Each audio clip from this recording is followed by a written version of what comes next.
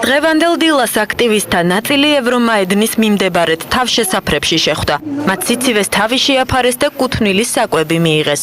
მედიკოსებისა და მზარეულების განცხადებით ამ დროისთვის დემონსტრანტებისთვის სპეციალურ ადგილებში საკმარისი რაოდენობის სურსათი, ტანსაცმელი და მედიკამენტები მოიპოვება, თუმცა მსურველებს დახმარებისკენ კვლავ მოუწოდებენ. რაც მოაქვთ ყველაფერს ვიღებთ, არაფერზე ვამბობ თუ არს. ჯერჯერობით მზად ვართ მომიტინგეებს საუზმეს სადილე და ვახშამი შევთავაზოთ. გვაქვს საჭირო მედიკამენტების თითქმის 100%. ამ დროისთვის არაფერი გვჭირდება. მედიკამენტები ძირითადად გრიპის პროფილაქტიკისთვისაა განკუთვნილი.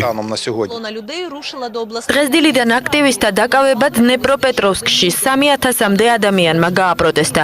ისინი ადგილობრივი ადმინისტრაციის შენობასთან შეიკრიბნენ. გუშინელ აქციას აქ დაპირისპირება მოხვა. მომიტინგეებს შენობიდან ხელყუმბარები დაუშინეს. აქტივისტები ინციდენტში მილიციის კორდონს მიღმა მდგომ პროვოკატორებს ადანაშაულებენ.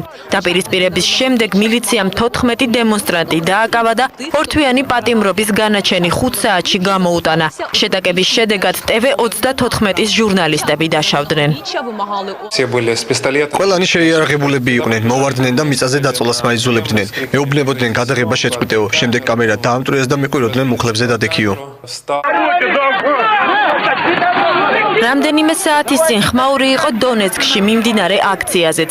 აქ პროვოკატორებმა ეგრეთ წოდებულმა წიტუშკებმა ერთმანეთში იჩხუბეს და არეულობა გამოიწვიეს. ისინი მილიციამ გააშველა, თუმცა როგორც თვითმხილველები ამბობენ, ინციდენტი ზონდერების მიერ იყო ინსცენირებული.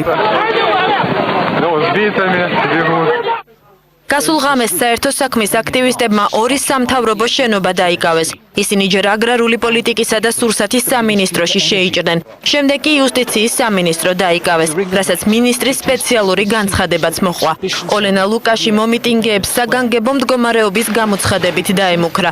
ღამით უკრაინაში 200-მდე ადამიანი დაშავდა. პარტია უდარის პრესსამსახურის ინფორმაციით, კიევი ამიერ კარპატების ოლქის ბერკუტის წევრებმა დატოვეს. უკრაინული მედიის ცნობით კი რადას დეპუტატთა ნაწილი მომიტინგეთა მოთხოვნებს უერთდება.